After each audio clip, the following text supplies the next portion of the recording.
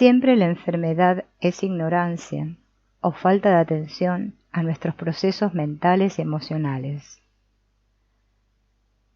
En una primera instancia, enfermamos porque no estamos en comunión con la energía vital del universo, que es el amor a nosotros mismos. El desequilibrio es producido por la forma de interpretar y de sentir la vida desde pensamientos negativos y limitantes. Una vez que comprendemos que todo síntoma tiene un sentido biológico, producto de una necesidad psicológica insatisfecha, y que cada órgano se relaciona con un determinado conflicto emocional, tenemos que encontrar dónde y cómo se creó la necesidad psicobiológica. Para eso debemos comprender el conflicto que creó en la mente el estrés desadaptativo. Una vez descubierta la causa que produjo el efecto, tenemos que trabajar para cambiar nuestra percepción sobre la causa mediante la comprensión, el aprendizaje y el perdón. Así logramos liberarnos del estrés que creó la enfermedad. Uno de los puntos claves para empezar el proceso de curación física es restablecer la relación de amistad con nuestro cuerpo. Esto significa dejar de culparnos por estar enfermos y dejar de pensar que el cuerpo actúa por sí solo. El cuerpo sigue a la mente y nosotros somos los que construimos nuestra mentalidad. Cuando transformamos nuestros sentimientos y pensamientos, generamos cambios en nuestro cuerpo. En otras palabras, nuestro cuerpo responde a lo que pensamos, sentimos y somos. Las leyes biológicas nos explican el proceso biológico y natural y con sentido por el cual se produce una enfermedad. El conocimiento de las leyes biológicas nos facilita el entendimiento de los conflictos internos y externos, de los cuales no nos hicimos cargo y crearon las respuestas biológicas que llamamos enfermedad. Cuando creamos necesidades psicológicas y no damos respuestas, nuestra biología sale a buscarlas. Si resolvemos las necesidades psicológicas con un cambio de percepción, empezamos a sanar. La enfermedad nos avisa que hay algo en nuestra mente que debe cambiar. Las leyes biológicas son 5. La primera, ley biológica, dice que toda enfermedad, exceptuando traumatismos e infecciones, son programas especiales de la naturaleza con sentido biológico. Esto significa que las enfermedades tienen un para qué biológico. Primer criterio. Cada enfermedad comienza con un shock dramático. Los programas especiales, enfermedades, se inician a partir de un estrés que la persona experimenta como una amenaza a la supervivencia y tienen 4 características: inesperado, agudo, dramático o vivido en aislamiento. La experiencia del trauma es experimentada a nivel de la mente, crea estrés, a nivel del cerebro se produce una lesión y a nivel del órgano proliferación o decrecimiento. El segundo criterio es la intensidad y el significado de aquello que produce el estrés determina la localización de la lesión en el área del cerebro, así como la localización de la activación del órgano. La segunda ley biológica se refiere a las fases de la enfermedad. Toda enfermedad es un acontecimiento bifásico. Significa que tiene una fase simpática y una parasimpática. Una fase donde el sistema está en estrés y otra donde el sistema está en relajación. Cuando vivimos el trauma emocional entramos en lo que se conoce como fase activa de la enfermedad. El conflicto que produce el estrés desadaptativo se mantiene en la mente y la persona detiene el constante bombardeo de pensamientos asociados al conflicto por una cuestión lógica que es querer solucionarlo.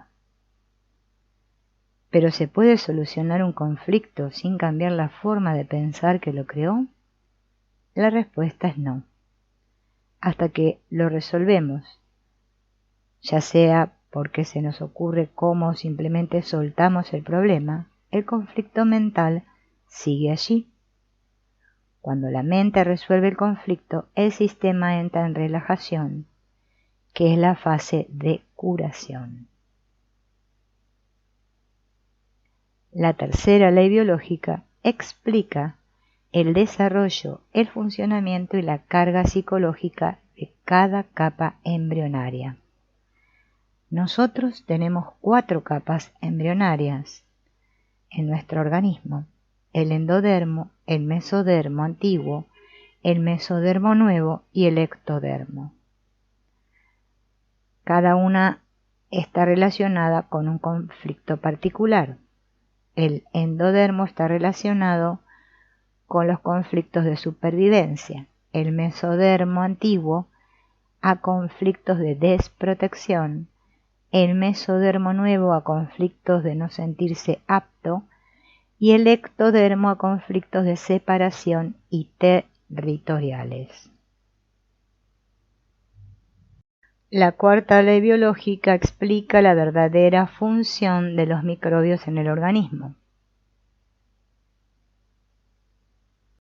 Nos brinda la conciencia para que dejemos de temerle al mundo y nos abramos a la confianza.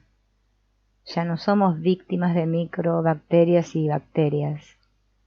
Los microbios no son los que producen los síntomas, sino que son los encargados de reparar los tejidos del cuerpo. Nuestro cerebro es quien dirige a todos los microbios y les indica dónde deben actuar. Los patógenos responden a las órdenes de nuestro cerebro y se presentan a trabajar solamente en la fase de curación y son enviados y activados exclusivamente a órganos específicos. La quinta ley biológica es la quinta esencia. Esta establece que cada llamada enfermedad debe ser comprendida como un programa especial de la naturaleza con pleno sentido biológico, con la intención de ayudar a la supervivencia luego de un trauma psicobiológico, donde alguna necesidad quedó súbitamente insatisfecha. 5 pasos para biodescodificar las enfermedades. Primer paso. Todo síntoma tiene un origen mental. El primer paso es comprender que los síntomas tienen un origen emocional en un 90% de los casos. Dejamos un 10% afuera para los traumatismos y las intoxicaciones. Segundo paso. Comprender la necesidad mental que no fue satisfecha. Debemos dar este paso para biodescodificar enfermedades y comprender que el síntoma expresa lo que la mente no pudo resolver y que cada capa embrionaria está relacionada con una serie de conflictos puntuales. Tercer paso es el de entender que todo síntoma tiene un sentido biológico, que tiene una intención positiva. La biología busca resolver un conflicto interno produciendo un síntoma externo. Si cambiamos nuestro mundo interno, estaremos cambiando nuestro mundo externo. Cuarto paso. Tomar conciencia del conflicto puntual que crea el síntoma. Es decir, tomar conciencia del origen mental emocional, descubrir la escena de estrés o las escenas de estrés que dieron inicio al síntoma para luego tomar conciencia de cuáles fueron las necesidades insatisfechas que la persona experimentó y cuáles fueron las emociones que quedaron congeladas para poder soltarlas mediante el perdón y aprender de la experiencia para incorporar más recursos personales. Cuando tomamos conciencia del origen emocional que produjo el síntoma, salimos del estrés desadaptativo y pasamos a la relajación, que es el estado en el que se produce la sanación. Quinto paso: crear nuevos hábitos. Una vez que tomamos conciencia, tenemos que trabajar cada día en crear nuevos hábitos mentales que le permitan al sistema nervioso central producir la reparación de los tejidos dañados y establecer un equilibrio en el cuerpo. Es decir, que el primer paso está relacionado con la conciencia y el entendimiento del biodescodificador de que todo síntoma surge de la mente. El primer paso es el despertar de la ilusión del ego dormido. Al despertar, la mente tiene la capacidad para adentrarse en el estudio de la tercera ley biológica, para comprender el segundo y tercer paso y para hacer una biodescodificación. La tercera ley nos enseña a interpretar los síntomas físicos y a descubrir la intención positiva de los síntomas. El cuarto paso es encontrar la escena de estrés que encendió a la biología y trabajar para lograr reescribir la escena traumática. Una vez logrado el cambio de percepción, la mente le comunica a nuestras células una nueva información. A tener en cuenta que la escena de estrés que originó el síntoma siempre ocurrió antes de que el síntoma se exprese. Por lo tanto, vamos a indagar en el contexto emocional que vivimos antes de presentar un síntoma. Esta indagación va a estar orientada teniendo en cuenta la capa embrionaria que está o fue afectada por el síntoma. Si es un conflicto de endodermo, buscaremos una situación relacionada con la supervivencia. La escena que buscamos es una escena de estrés extremo que creó una necesidad que no se pudo satisfacer o que nuestro consultante no logró resolver como él quería. Una vez que encontramos la escena de estrés, descubriremos cuál es el drama que se experimentó e indagaremos sobre cuáles fueron los pensamientos, las emociones y cuáles fueron las creencias que generaron el conflicto. Siempre tenemos la oportunidad de perdonar, comprender y aprender de las escenas del conflicto, dejando de ser víctimas para pasar a ser maestros. Hay dos tipos de escenas de estrés: las escenas desencadenantes y las programantes. Las desencadenantes son aquellas experiencias dramáticas que generan el estrés en la mente y están asociadas a experiencias previas con la misma carga simbólica y emocional. La nueva experiencia, escena desencadenante, reactiva uno o varios conflictos que no estaban resueltos en nuestra mente y crean el potencial síntoma o un nuevo conflicto psicológico. Siempre que tenemos un síntoma o comportamiento indeseado o cualquier situación de conflicto, debemos preguntarnos desde cuándo lo vivimos o cuándo fue la última vez que lo experimentamos. Estas preguntas nos aproximarán a descubrir la escena desencadenante. Las escenas desencadenantes no están sueltas en nuestra experiencia de vida. Tienen correspondencia con nuestra forma de pensar. No hay escenas dramáticas, sino personas que interpretan dramas basados en sus sistemas de creencias. Este sistema de creencias se programó a través de las escenas de estrés programantes que fueron vividas en un 80% durante el periodo que va desde la concepción a los primeros 8 años de vida. Esto se debe a que ese periodo de tiempo es una época de la vida en donde los niños dependen de los adultos para lograr la supervivencia. Los padres y el entorno explican cómo es el mundo según sus creencias y los niños absorben esa información por la necesidad básica de la supervivencia. Para acceder a la mente subconsciente, debemos superar a la mente lógica y para ello debemos usar un protocolo, con la intención de colaborar con el paciente, dándole un mapa de cómo identificar las experiencias traumáticas, los programas inconscientes y las emociones ocultas. El biodescodificador es el que guía al consultante en su actividad de explorar sus pensamientos, sentimientos, emociones y programas. Es responsable de gestionar el procedimiento mientras que el consultante explora su experiencia.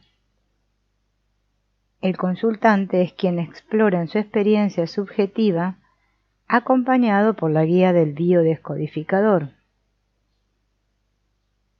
Para ser tu propio biodescodificador tendrás que ser acompañante y acompañado al mismo tiempo. Para ello vamos a utilizar 3 alternativas. La primera es la de usar una hoja en donde vas a escribir todo el protocolo, el que te va a llevar camino al inconsciente, dejando espacio para las respuestas. Luego vas a ir leyéndote las preguntas y respondiendo. Otra opción es la de hacer la biodescodificación mirándote al espejo, preguntándote y respondiendo una vez que sepas de memoria el protocolo. Y la tercera opción, que es más avanzada, es el diálogo interno, cuando puedas manejar a la perfección las opciones 1 y 2. El camino al inconsciente es el protocolo fundamental para la biodescodificación. Mediante ella vamos a lograr la toma de conciencia de las creencias y las emociones dentro de las escenas del conflicto que buscamos comprender y trascender. El camino al inconsciente es el estandarte con el cual hacemos la indagación emocional y la comprensión de los programas inconscientes. El camino al inconsciente se aplica una vez que encontramos las improntas de estrés asociado al síntoma. Primer paso: buscar el escenario donde ocurrió el impacto emocional. Para posicionarnos en esa escena, preguntamos ¿dónde? ¿Cuándo? ¿Qué pasó? ¿Cómo? ¿Quiénes estaban? Hay que buscar la situación con relación al síntoma, conocer la capa embrionaria afectada. Es importante asociar a la escena para poder acceder a la información y revivirla. Para eso tenemos que relatar la escena. En el paso 2 se le pedirá o nos pediremos a nosotros mismos, si nos estamos biodescodificando, relatar la escena en primera persona y en presente. En el tercer paso hay que identificar el momento puntual de estrés dentro de la escena, preguntándonos qué vimos, qué escuchamos, qué fue lo que nos puso en alerta. En el cuarto paso es acerca del momento puntual de estrés y se trabaja con el pensamiento. ¿Qué es lo que pensaste en ese momento de impacto? ¿Cuál es el pensamiento espontáneo que apareció en aquel momento? Hay que indagar en el diálogo interno, descubrir cuáles fueron las imágenes que pensó la persona con relación al síntoma o conflicto. En el quinto paso se trabaja con el sentimiento. ¿Qué sentiste en ese momento? Se puede expresar más de un sentimiento, aunque por lo general hay uno que es el más influyente. Pueden ser sentimientos como impotencia, abandono, desvalorización, angustia, etc. El sexto paso es qué emoción expresaste es la emoción que se permite expresar en el momento, la aceptada por tus creencias y tu cultura, la permitida. ¿Cómo la descubrimos? Preguntando dónde, en qué parte, del cuerpo se siente la emoción. Por lo general se siente entre el cuello y el abdomen bajo. A veces la sensación puede sentirse en todo el cuerpo o en un lugar muy específico como los pies. En el paso número 7, ¿cuál es la emoción que no te permitiste expresar en esa situación dramática? Hay que expresarla lingüísticamente en una frase. ¿Qué le dirías a esa persona si la tuvieses delante tuyo? ¿Qué le harías? ¿Qué necesidad biológica tienes en este momento que no está satisfecha? Así descubrimos la emoción oculta. En el 8º paso, tenemos que preguntarnos, ¿qué pensamos de nosotros mismos cuando sentimos esa emoción? La emoción de referencia es la que se descubrió en el paso 7. Esto nos permite descubrir la creencia limitante. En este punto nos encontraremos con las creencias raíces, como por ejemplo, yo no valgo, yo no existo, yo no merezco. Una vez que se toma conciencia de cuál es el programa inconsciente que los llevó a uno a vivir ese estado mental emocional, el objetivo del camino al inconsciente será descubrir la creencia limitante y darle la oportunidad al consultante de que tome conciencia de la emoción oculta que quedó congelada en su mente y que probablemente esté produciendo el síntoma o el comportamiento disfuncional. Una vez que el consultante entra en contacto con la emoción oculta, o nosotros mismos, si nos estamos biodescodificando, necesitamos recursos para transformar ese estado mental de sufrimiento en un estado mental de paz. Toda transformación siempre es voluntaria y consciente. Para ello, realizaremos un ejercicio para transformar la percepción y el estado emocional que se conoce como reimpronta. ¿Qué significa esto? Darle un nuevo significado a la escena del estrés. Paso 1. Identificar la situación de conflicto. Paso 2. Relatar la escena en primera persona y en presente. Paso 3. Encontrar el momento de impacto. Paso 4. ¿Cuál es el primer pensamiento? Paso 5. ¿Cuál es el sentimiento? Paso 6. ¿Qué emoción expresó? Paso 7. ¿Qué emoción quedó oculta? Y paso 8. ¿Cuál es la creencia? La reimpronta es muy importante como camino al inconsciente. Tiene como objetivo reescribir la experiencia traumática usando el perdón como aliado. Hacer una reimpronta es darle un nuevo significado a las escenas que nos impactaron en el pasado.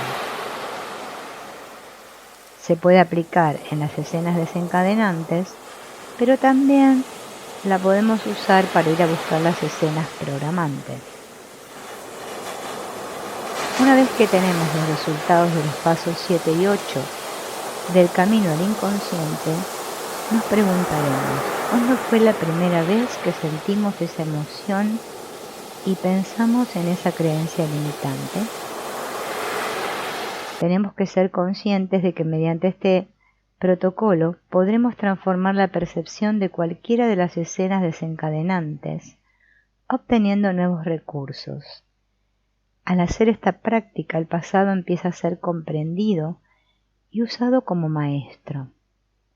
Al reescribir nuestra interpretación pasada desde el presente, estamos perdonándonos a nosotros mismos y a los demás. Cuando perdonamos, interrumpimos el flujo de energía mental que arrastra el yo a vivir nuestros programas inconscientes y nos empezamos a desprogramar. La desprogramación mental nos permite liberarnos de la repetición constante de las mismas historias del pasado porque ya hemos aprendido.